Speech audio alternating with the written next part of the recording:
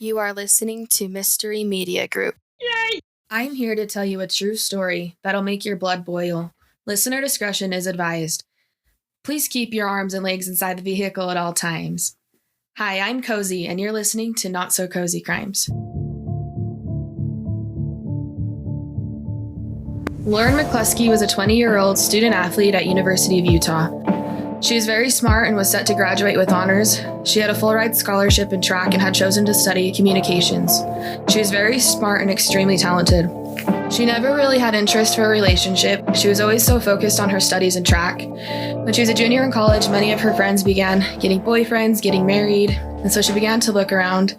Lauren met Sean Fields in September of 2018. He was a bouncer at a local nightclub in Salt Lake City, Utah. He was 28 years old and was studying computer science at the local community college. Things moved quickly in their relationship. He was a great boyfriend to her at first, her mom says. He took her on dates, bought her flowers, and did all the cute little things you do when you're in a new relationship. Sean quickly began to become very protective of Lauren. He basically moved into her dorm even though he was not a University of Utah student. He became a mooch off of her. He became obsessed, possessive, controlling, and manipulative. He would often quiz Lauren on her every move and accuse her of cheating when she didn't answer his calls. He demanded that she cook and clean. He demanded sex whenever he wanted it. He did not like her going to church like she had before they were dating. He would stalk Lauren, and he wanted Lauren to know that. He wanted Lauren to know that he was watching her every move. He would go through Lauren's texts and emails. He began to control every aspect of Lauren's life. Lauren's friends began to become very concerned, along with Lauren's mother. Lauren's mother had noticed that she had lost weight, seemed depressed, and was not as outgoing as usual. She began to stop wearing makeup, stopped eating healthy, stopped studying, and had become a completely different person. On September 30th, 2018, one of Lauren's friends reached out to a graduate assistant, or GA, after hearing that Sean wanted to buy Lauren a gun. Sean claimed that this gun would be used to protect her against other men that tried to get with her. This made Lauren's friends very nervous, especially after her weird and changing behavior. Lauren's friend pleaded to the graduate assistant that she feared for Lauren's life. The GA was worried and wanted to help. The GA reached out to higher authority but was shut down and told to wait. The GA reached out to the resident director to notify her that Sean, a non-student, was sleeping in the student dorms. The resident director was new at her job and was unsure what actions to take. The GA then notified her area coordinator, who said that the GA's concerns are speculative and that the University of Utah needed to respect Lauren's privacy and stay out of her personal life. The university claimed that their hands were tied until Lauren reached out to them herself. The university housing department did nothing about the older man living and having access to the student dorms. Right before fall break, Lauren was cleaning some things up in her dorm when she noticed Sean's wallet sitting out. Curious, she looked inside. She found Sean's driver's license, but the name on the license was not Sean Fields. The name on the license was Melvin Rowland. Lauren went back to Washington for her fall break. There, Lauren and some friends did some investigative work into Sean's other identity. Lauren was shocked. Sean Fields was not the 28-year-old community college student that he had claimed to be. His name was Melvin Rowland. He was a 37-year-old convicted sex offender. In 2004, Melvin Rowland pleaded guilty to enticing a minor over the internet and attempted forcible sexual abuse. He was sentenced to 1 to 15 years in prison. Melvin was able to get out on parole 3 different times. His sentence was supposed to end in May of 2019. He was let out a few times, but always broke his parole and ended himself back in prison. In 2016, he was let out on parole once again. There were certain rules that he had to follow. The rules included no internet or social media. To get around this, he changed his name to Sean Fields and created his own identity for social media and dating apps. Melvin was determined at this time to stay out of prison and had to follow his parole. His parole officer found out that he had broken the rules as he was found on a dating site. The parole officer did nothing but gave him a verbal warning. Later, in 2018, Melvin admitted to smoking pot and failed a drug test. Again, this parole officer did nothing, just gave him a verbal warning. After his name change, he was able to get a job as a local security officer at a local club in Salt Lake City, Utah. This club did not require a background check, and that is how he was able to get away with changing his name. After learning this information, Lauren became very angry. She was determined to break up with Melvin as soon as she got home to Utah. On October 9th, Lauren arrived back at her dorm, where she was talking on the phone with one of her friends about how she was going to break up with Melvin.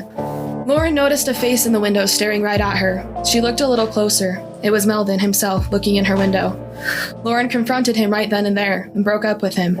Melvin demanded to come inside and forced himself into her apartment. He demanded to know who she was on the phone with and pleaded with Lauren that what she was saying was not true, and that he was Sean Fields, and that he had done nothing wrong. To get out of this situation, Lauren lied and told Melvin that she needed to go to track practice. She told Melvin that he could borrow her car to run errands while she was gone. He must have been stalking her or had known that she did not go to track practice because after a while, she received this text that said, quote, "Hey bitch, your car is at the stadium, key in the passenger seat on the floor, go kill yourself." Lauren began to receive lots of texts from this number claiming to be Melvin's friend. They would say things like, "You broke Melvin's heart and Melvin is going to kill himself now. This is all your fault." On October 10th, Melvin called Lauren and wanted to arrange for her to pick up her car. Lauren was too scared to go by herself because she knew that Melvin was trying to lure her off campus to get her alone. Lauren called her mom for advice. Mrs. McCluskey called the University of Public Safety Department. She told them about the stalking and harassment and requested that Lauren have a police escort to get her car back from Melvin. The University of Utah Public Safety Department transferred Ms. McCluskey to the university campus security. They were able to arrange an escort for Lauren to retrieve her car from Melvin. Neither the University of Public Safety Department nor the campus security ever followed up with Lauren about the harassment.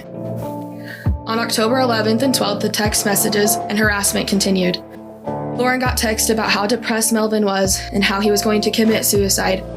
They even got to the point where Lauren was being told that Melvin had died and that it was all her fault and that she better go to the funeral because this death was all her fault. She knew this was not true because she could see that Melvin was posting on social media. She knew he was not dead. Lauren texted the number back and said, "Please do not contact this number. I have got police involved." The number then replied with, "So did we." On October 12th, Lauren was fed up with the text message harassment and was quite scared. She contacted the campus police and spoke to an officer over the phone. The officer then told her that there was nothing he could do since there was no physical threats. He told her to call back if things got worse, and they did. The next day, Lauren reached out to the campus police to report extortion. Melvin was threatening to post embarrassing and sexual videos of Lauren on the internet if she did not pay him $1,000. The campus police told Lauren that they did not have probable cause to determine the extortion of Lauren. They blamed this on the multiple numbers and multiple names. After feeling like she was not being taken seriously over the phone, Lauren physically went into the campus police department and reported everything. She reported that he abused her physically while they were together. She reported that he was using different names. She reported that he was a convicted sex offender. She reported that he was harassing her. She reported that he was stalking her. She pled all of this in the lobby of the campus police department. The officers never did invite her into a private room to report her abuse. The officers did not seem to care about the abuse or harassment. They only seemed to ask questions about the videos and pictures that Melvin was going to post. Lauren provided screenshots of the text messages that Melvin had sent her, along with the pictures and videos that he was threatening to post on the internet. The officer promised that they would follow up with her by the 16th of October. After not hearing from the campus police like they had promised on the 16th, Lauren tried to reach out to the Salt Lake City Police Department, but she was turned away and told to contact the campus police. This is... Hi. Hi. I'm worried because I've been working with the campus police at the U, and last Saturday I reported, and then and I haven't gotten an update. Okay. But someone contacted me today, someone who was harassed, and said that they know everything about the police. Okay. So you already spoke to the campus police. Did this happen on the University of Utah campus? Yes. Yes, they haven't updated or done anything. So the case, it involves extortion, and those people are still reaching out to me. Okay. So have you notified the campus police about this?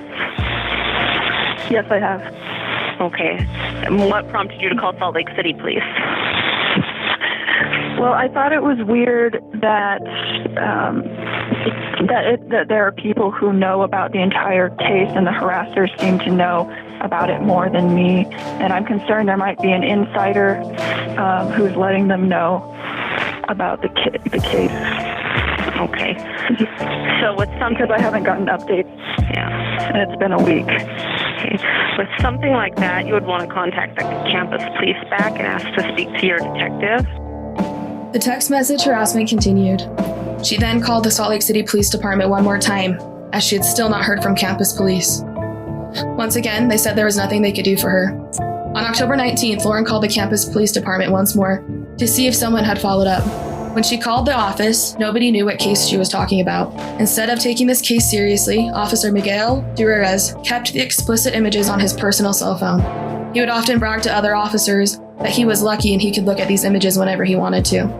He used her photos for personal pleasure rather than helping a victim. He did not even look into the case.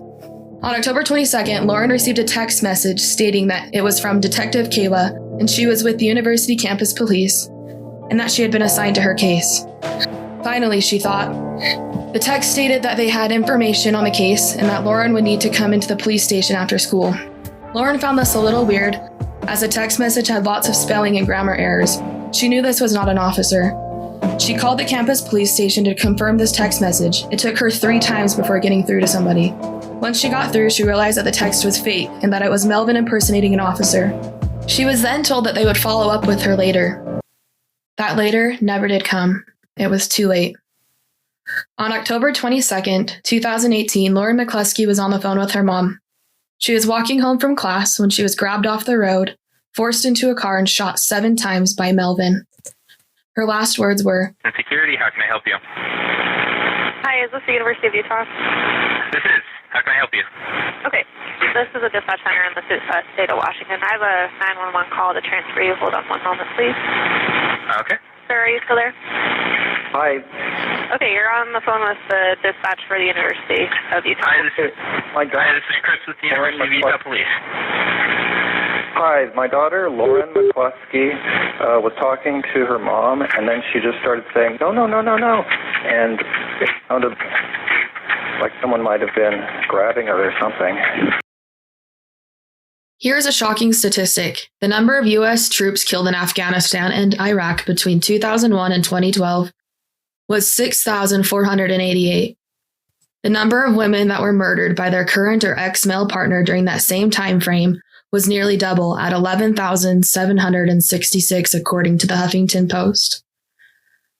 In honor of Lauren McCluskey, I'd like to give you some information.